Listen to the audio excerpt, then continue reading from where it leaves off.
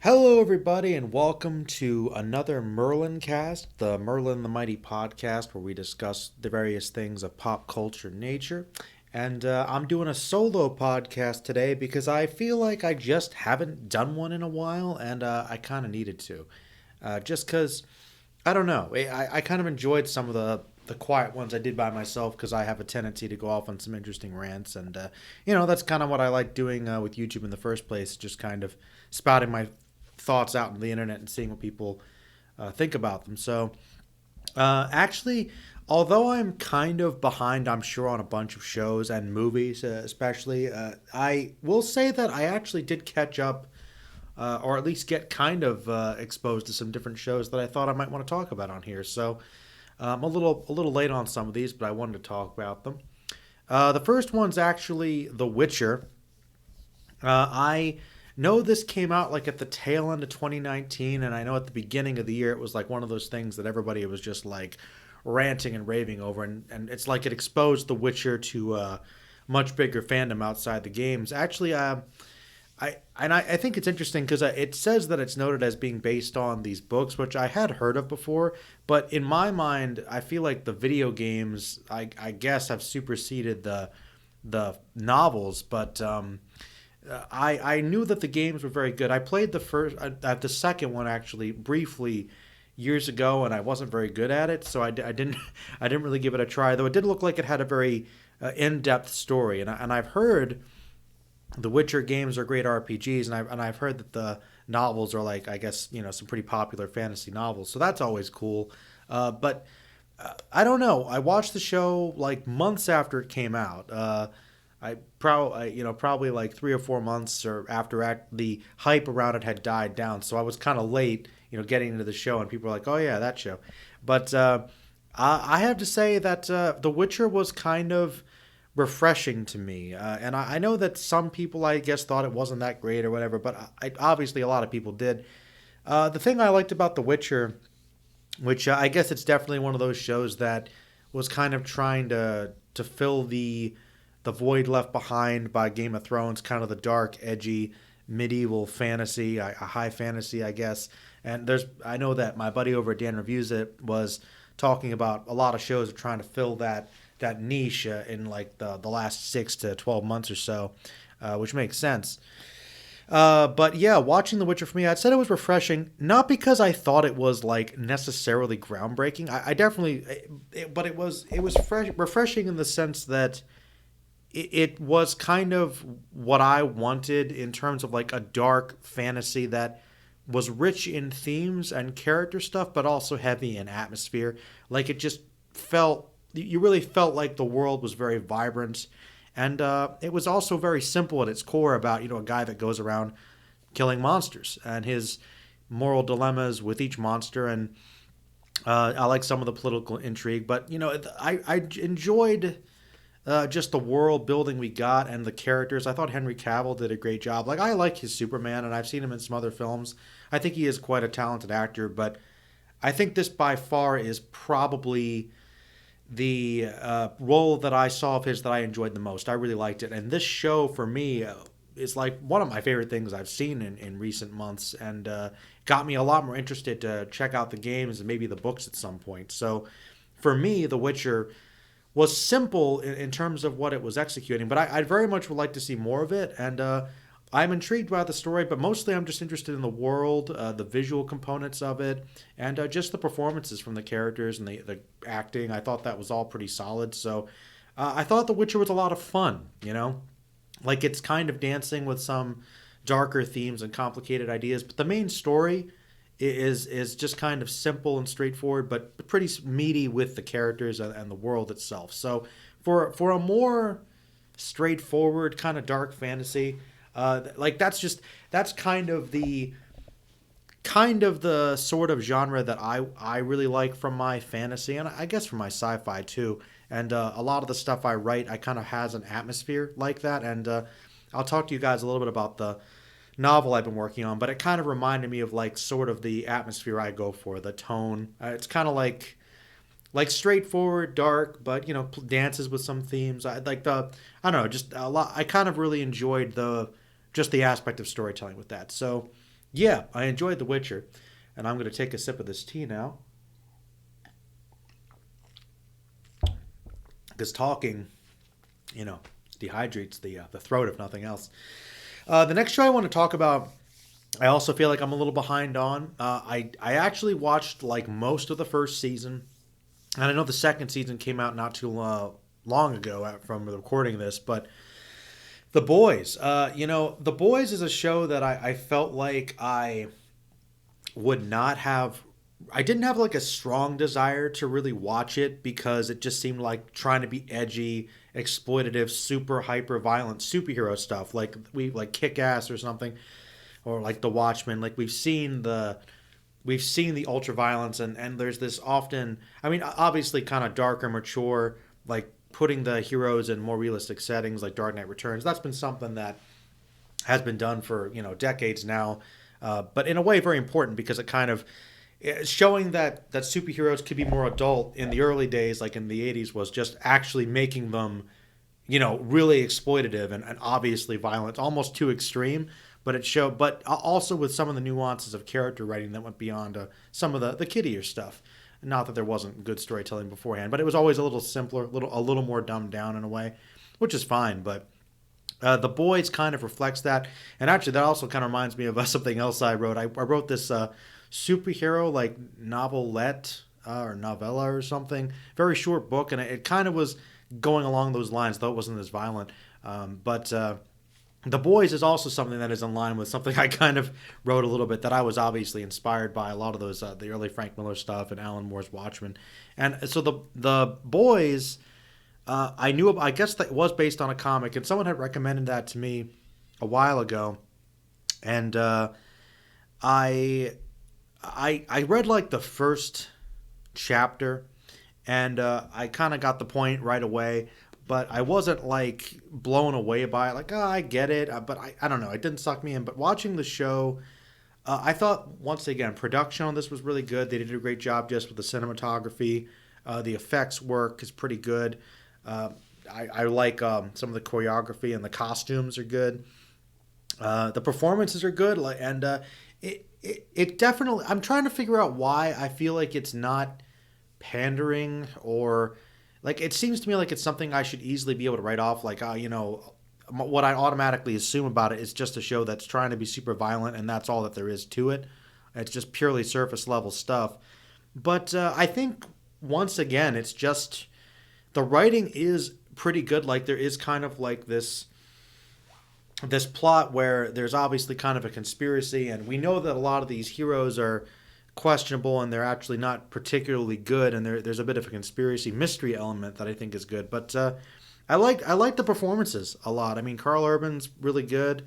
I think the main actor's good. I liked I forget who she was because it's been a while since I watched it, but the one girl character who is actually joining the team, but she is trying to be a good superhero, and she's the only one she's a bit naive, but that's like the best thing about her. It's got like that dark sense of humor. I did enjoy it, but I could understand how it's something maybe not everybody would enjoy because maybe it's not always the most feel good thing. Like I wanted to watch more of it, but I didn't feel like a super intense desire to watch season 2 when it came out. Like I know I'll probably watch it at some point. Like I thought it was good, but I didn't finish the first season because I don't know. I sort of like I felt like I sort of got the point. Like it was entertaining, but I don't know. I'll probably pick it up at some point. I think The Boys was definitely better than I thought it was going to be because it's so kind of like The Witcher, except I think to a little more of an extreme degree. It's very stylized. There's a lot of high energy, which is I think something that makes it stand out as opposed to something like Watchmen. And I'm referring more to the movie and the original comic rather than the new show, though I know a lot of people like that. But those are my thoughts on The Boys. Enjoy the drink time.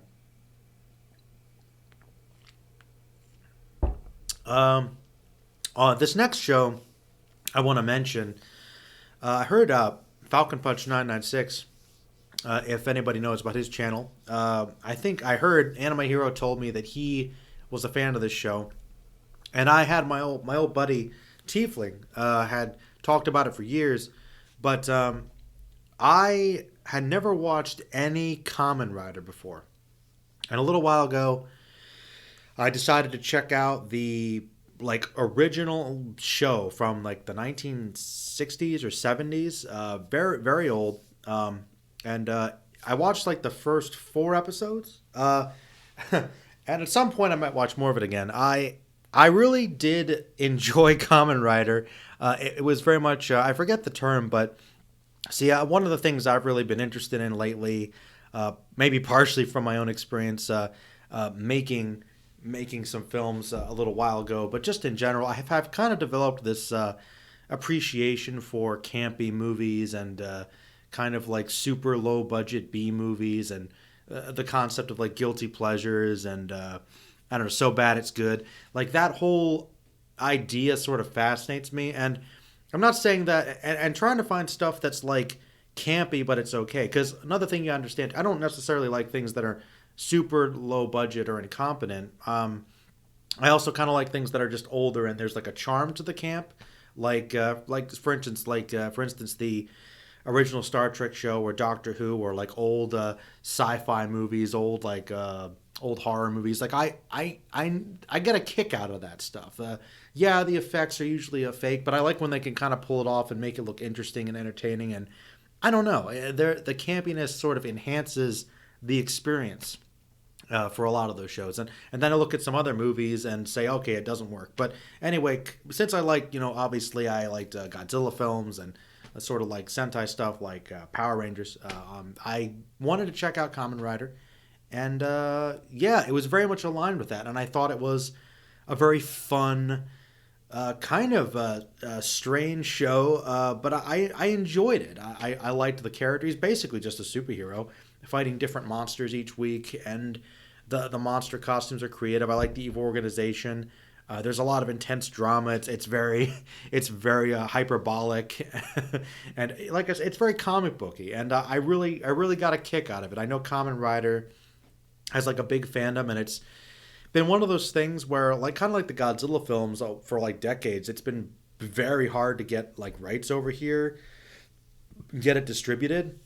And I don't know if you can legally get it anywhere. I think maybe they starting to now. I found this one site that apparently they only had the first show, and I'm trying to like support it the best way I can. But I know that it's difficult to just buy over here, and I know that there's all different kinds of shows. But kind of like with Gundam, I don't know a whole lot about it, so I want to go back to the beginning of something.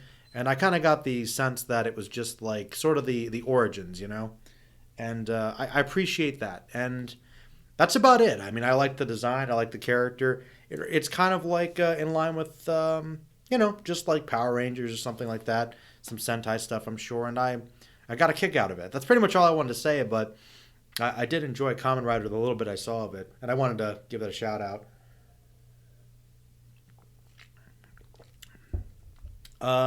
Oh, yeah. The show that I watched like the most recently that I'm currently watching was what my girlfriend got me into. We sometimes watch other shows that are a bit campier than that. We've actually the show we watch, the one real anime I've been keeping up with is Fruits Basket, which I've actually enjoyed. I think it's she showed me the first anime, which I'd never really seen in full, and to get an appreciation for it. And we've been watching the reboot, which is closer to the manga, kind of like a Brotherhood, Dragon Ball Kai sort of thing. And I've really been enjoying it. I like the characters. I like the themes. I'm curious to see where it's going. It's usually a very beautifully drawn show. I don't obviously typically go for like the romance sort of, shoujo series. But I knew that the Fruits Basket was one of the most classic ones. And I have been enjoying what I've been seeing thus far. And people keep coming in and out. I'm gonna have to edit this out, or maybe not. I don't know. It kind of always annoys me when there's background stuff, but hey, don't have an official studio, so what you gonna do? Maybe someday. But yeah, that's the only real anime that I've been actually really keeping up with, really like up to date. I thought they haven't released the last couple episodes, but I'm glad I've been watching it. It's pretty. I think it's honestly like a lot of like there's a lot of like harem or reverse harem romance shows obviously that have been pumped out since then, but I know Fruits Basket was like one of the cream of the crops that I think my sister was into back in the day, and I just never really drifted to. Though I saw some of it on back in the day, and I've actually gotten kind of invested. Uh, I really have. I think the Snake is probably my favorite character, partially because he's voiced by Chris Sabat, but I do like a lot of the dynamics, and it goes to some pretty in depth places, and there's obviously a lot of drama, and it's cute, at the same time. It's a good show, but actually, the show we've been watching most recently, we've been watching together is the Umbrella Academy. And Umbrella Academy is another kind of dark superhero show that is in line with realism, I guess, trying to put superheroes more into the real world. And we just got done with the first season, and we're starting the second one. So that's one I guess I've sort of been watching, and I really liked the show. Like I was very, she was like, I think you'll like this. And I know it came out a while ago, and I'd heard about the comic, and I'd heard it was cool, and it was one of those things that I kind of had an interest in the back of my mind, but it didn't really know if it would be like my thing. Kind of like League of Extraordinary Gentlemen, the comic. I have a feeling I'd like it, but I never felt really drawn to actually read it. It's kind of in the same line. Like, I don't know. Like, I wasn't sure if there was enough there to really draw me in. Like, I thought, I guess, but it's the show at the very least is. It reminds me a lot of kind of a Watchmen-esque sort of thing, but what I really like about it, or extraordinary gentleman sort of thing, is that once again it's a very stylized show. I think it's well shot, edited, and I think that the use of music is often good, the costumes good, the effects are pretty good, like with the ape character. And the one character's kind of got the gorilla DNA, and I like the practical effects with his skin are pretty cool.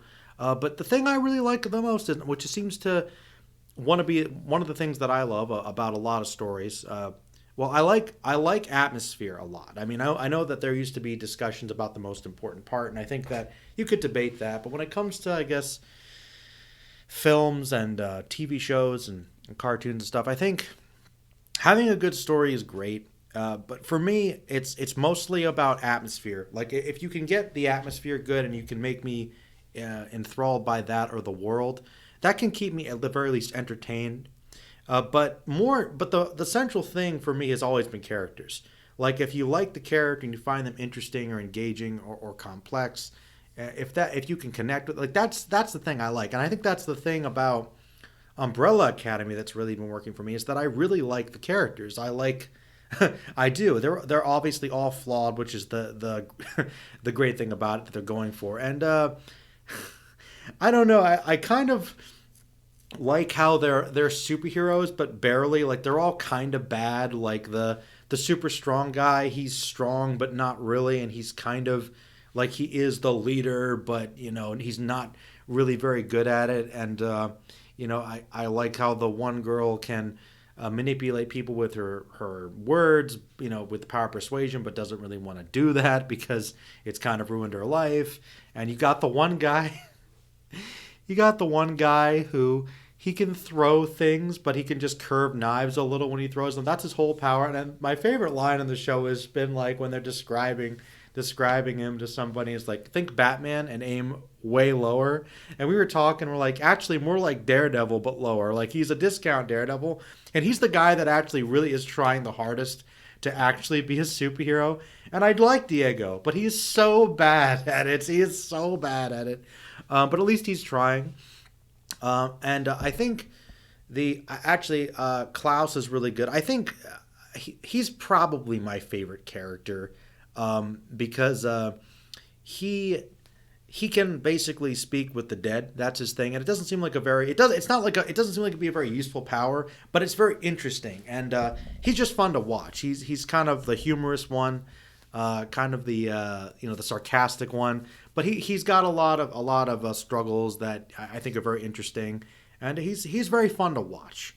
I really like Klaus. I also think number 5 is one of them. I feel like most of them, they're not really that powerful, but number 5 with his time travel stuff, like she pointed out, Honey Lemon pointed out that he he might be the best actor on the show, this kid, and he really is good. He plays such a kind of pompous, rude character, but he sells that he's like an adult with all this authority, and he's so commanding, and he thinks he has this air of superiority about him.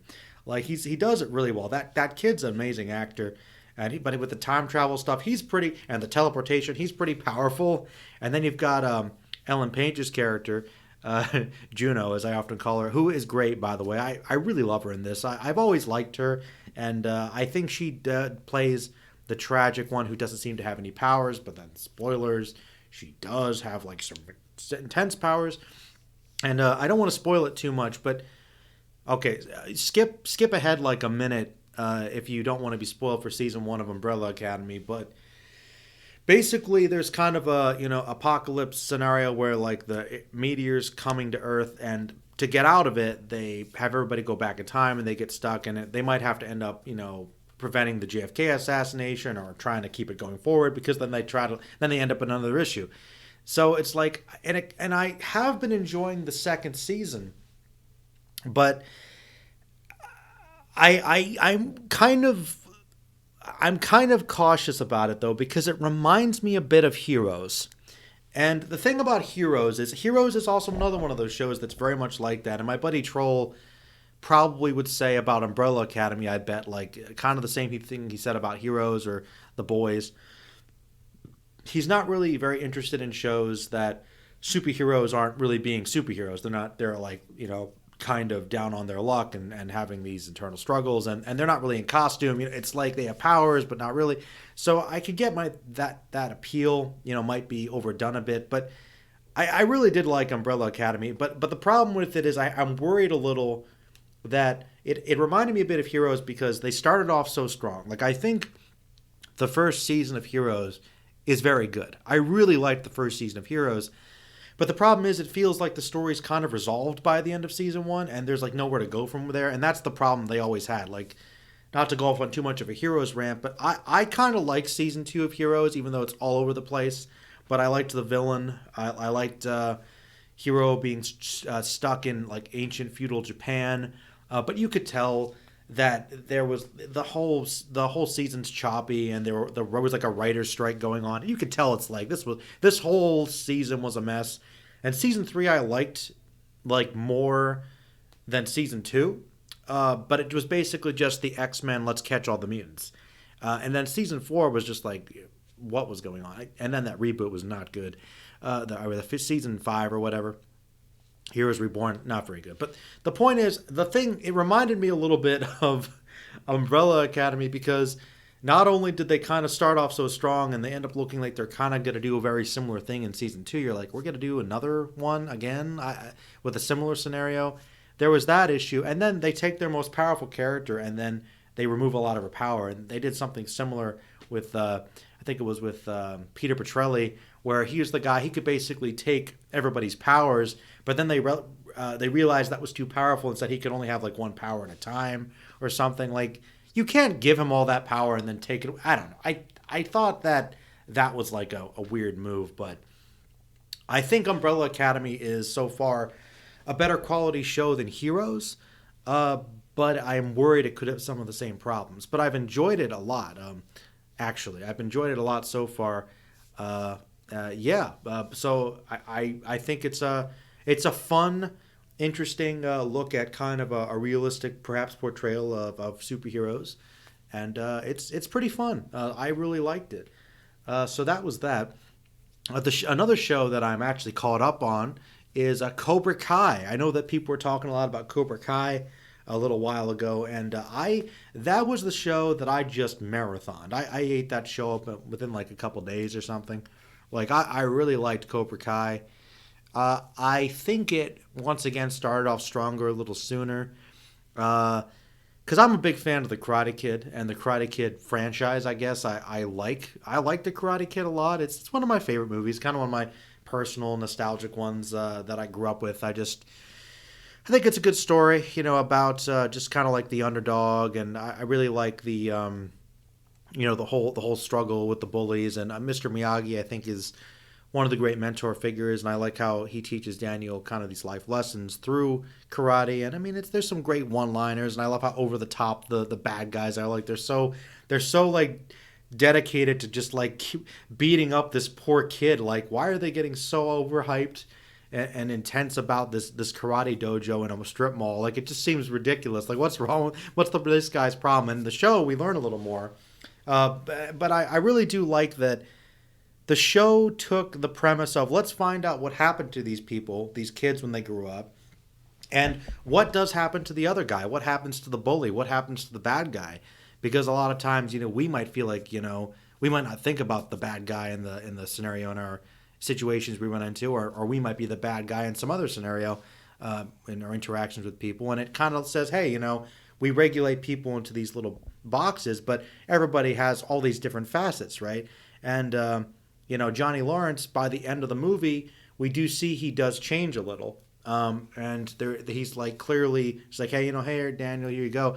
So, that's pretty much all we get. And then the little bit at the beginning of Karate Kid 2, we see, okay, he did have a bad influence with Kreese, which might be my favorite scene in any of the movies is Mr. Miyagi versus Kreese. I really love it.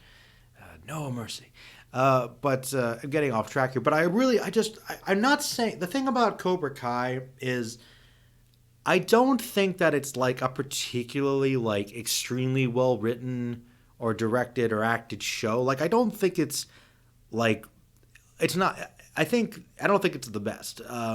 Like, I compared a lot of these other recent shows I talked about here. I'm like, I think, like, no, it's not quite at the level like The Boys or The Witcher. I don't think the performances or what they're doing is that revolutionary. But I think it is a good concept, and I think it makes these characters seem a little more believable.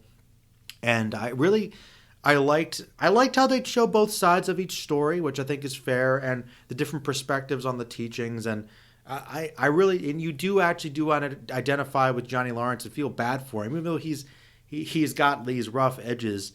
You can kind of, I'm sure a lot of people could kind of relate to it. I do think that his like extreme denial and like obsession with his youth, like he's stuck in the 1980s, is like a bit much. Maybe there are people out there like that, but he doesn't know about like any modern like politics or music, or he doesn't know about like the internet, apps on the phone. Like, really?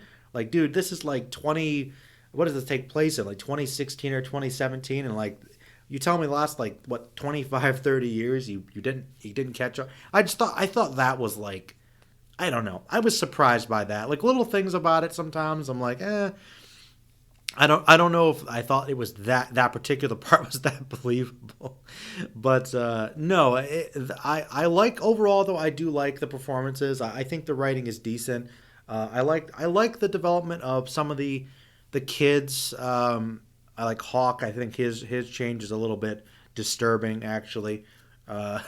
To be honest, the fight at the end of the season 2 is pretty good. Kreese coming back, I thought it was an interesting decision, but I don't know. I'm really hoping that Terry Silver from Karate Kid 3 comes back, because he's the most over the top villain. It's great. He takes the villains from the first movie to the ultimate extreme. But yeah, I think Cobra Kai is a feel-good show that I think is based around a nostalgic property, but really does look at the source material and is faithful to it, but isn't too pandering, and has fun with it, and does expand on it in interesting ways. I think it's a good way to grow the series. So, yeah, I like Cobra Kai. So that is actually the portion of this podcast that I guess I will say was pretty much it for pop culture updates for me in terms of shows I've been watching. So that's been that. Let's see. The rest of this, I just want to talk a little bit about just some things I wanted to talk about, like kind of the the update on the channel for the next couple months, the future of it.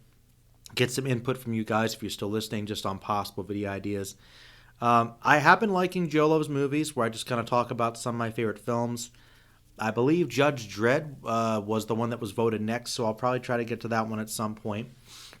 If you guys like those, feel free to let me know suggestions for ways to improve them. But I would like to keep doing those because I think that I've been trying to, really kind of bring out my passion and pay tribute to some movies that I really liked. And, sometimes it's movies you guys probably know a lot about, or maybe some of you haven't, but that's been something I've been enjoying.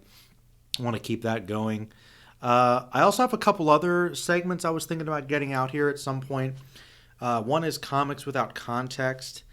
I've been thinking about basically going back, and if I found a bunch of old comic books that I read as a kid, just picking up random issues like in the grocery store or something, and they would often be in the middle of a storyline. So I wanted to kind of sort of reread those and kind of have me reacting to them and sharing them with you guys, just kind of as a way of literally saying these comic book stories without context and reacting to it with little idea of what's going on around it. So that might be confusing and fun, but that's one idea I was playing with. Also, I have this other one I want to do called Best / Worst Episode Ever, after the Simpsons comic book guy, where I basically look at different episodes of TV shows, and this could be comic book based cartoons or anime series, or also could be film franchises, and looking at the best rated episode or the worst rated episode by fans, critics, or the film or the franchise, and seeing if I agree or not. So we can basically take a look at those and kind of compare them. So I thought that could be fun too. Also, I know that I haven't been as into anime or comic books lately. So I know that a lot of people that have been subscribed to me over the years probably are still hanging around for that content. I do want to do more of them, but I want to actually have time to sit back and kind of watch some of these shows again and feel the drive to do that before I get to it. So I'm trying to kind of have that passion for it when I go into that. I am thinking about doing some anime character analysis about a couple characters in the not too distant future. I think there's still some Dragon Ball and Fullmetal Alchemist ground I could cover. But if people have recommendations for anime character analysis videos or analysis of aspects of the series, or comic book recommendations or character profiles or any discussion videos about anything, feel free to let me know. Like I said, I've been a little behind, but if you give me suggestions, I'll certainly see what I can do. Some other just general ideas of things I might want to do, hopefully within the next year, just to play around with. I know Inuyasha's got a new show that's come out, and I was kind of somewhat big in Inuyasha, I guess, many years ago, and I thought about doing maybe some retrospective videos or character discussions or something about that. And I know to kind of fuse my interest with films and my love of anime, I've been wanting to talk more about Miyazaki. That's something that was suggested to me not too long ago as well. I was thinking about going through and watching the Dragon Ball movies again, and possibly going through and doing maybe like a podcast episode guide sort of fan critique of the Fullmetal Alchemist series.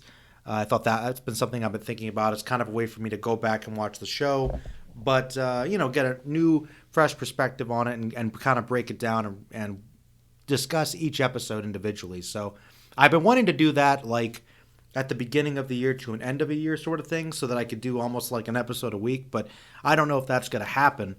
So I might just do it at some random point and they'll come out when they come out. But that's one thing I would like to do at some point on the channel.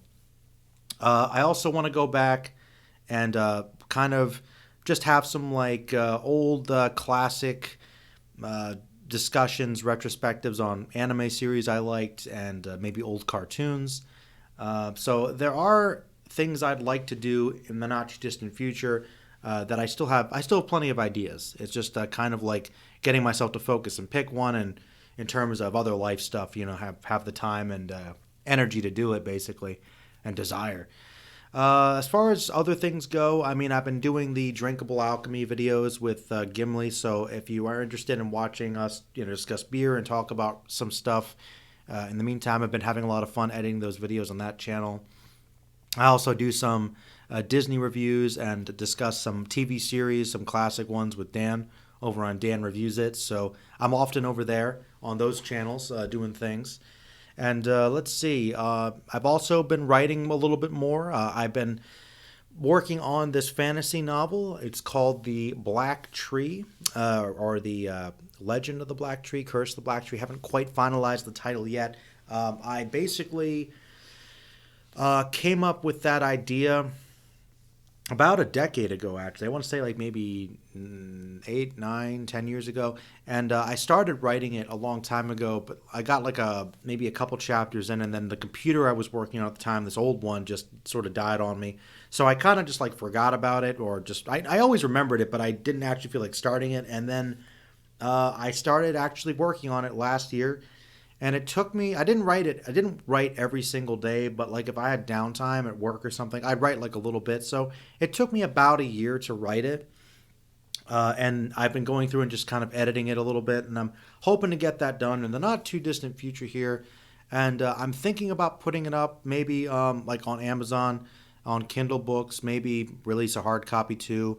Try not to make it too expensive, but to try and get it out there. It's just basically a dark fantasy novel, kind of like in the vein of The Witcher. It's basically about this mystical, ancient source of evil, which is literally this tree that was planted.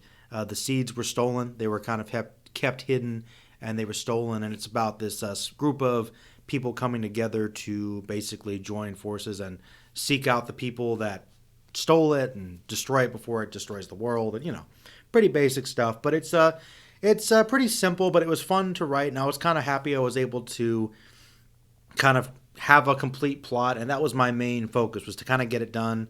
And I'm going through it now and correcting grammar and trying to flesh things out here and there, rewrite some things and check out, would they say that? Does this line really convey what I meant? And it's pretty simple. It's a pretty simple style, but I have a lot of other things I'd like to write, but this is my first novel that I actually completed. I wrote a superhero like short book a couple years ago that I wasn't very happy with. I thought it was okay, but I was like, I didn't feel like releasing it as my first official one. But if people are interested, I was thinking, I don't know if I can do this, but I was thinking about having the book released and then maybe releasing that like as a free thing in addition. And also I have a bunch of short stories that I wrote on my blog over at merlinthemighty.weebly.com. Which if you guys ever want to check out my blog posts where I review things and have random discussions and I write some short stories and stuff, I got a bunch on there. Most of the ones that I'll put in the collection are on there, but there are like 3 or 4 that I've written since then that I've kept off the site so that I can say, there's some stuff on here I've never published. So I've written a lot of short stories, or a decent amount of short stories, to kind of, write during my downtime when I didn't feel like working on the novel. So yeah, I'm probably going to release the novel with maybe the collection of short stories as well.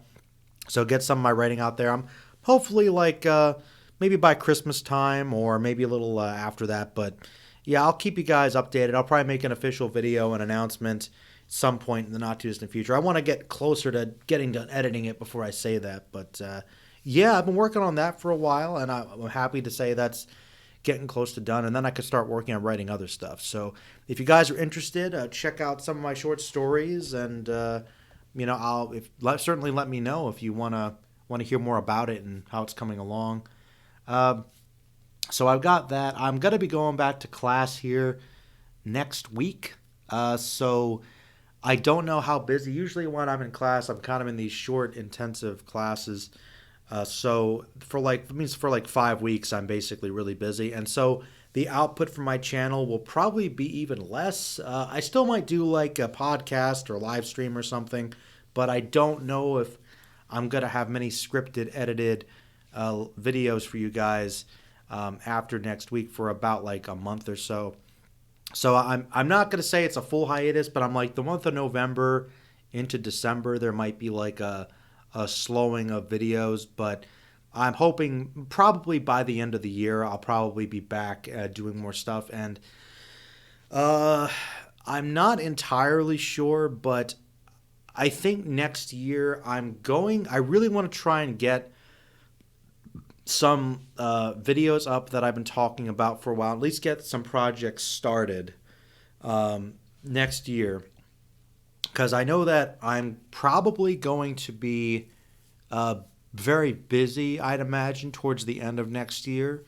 So I think by that point we'll see how we feel by the time we get closer to it. But I I think by that point I don't know exactly what I don't know if I'm going to be uploading much towards the end of next year. So basically, my hope is for the next 11 12 months to have pretty consistent content, and then towards the end of next year, it might be slowing down a bit after that. So uh, I'm hoping that I'm still planning on keeping the channel up and doing things, but basically I'm gonna try to have some good output so people continue continue giving me requests and ideas and suggestions. I appreciate people being subscribed to me. I might be making a bit of a career change in about a year or so. So, like I said, that might affect video output, but I'm still planning on having the channel up and doing stuff once in a while. So,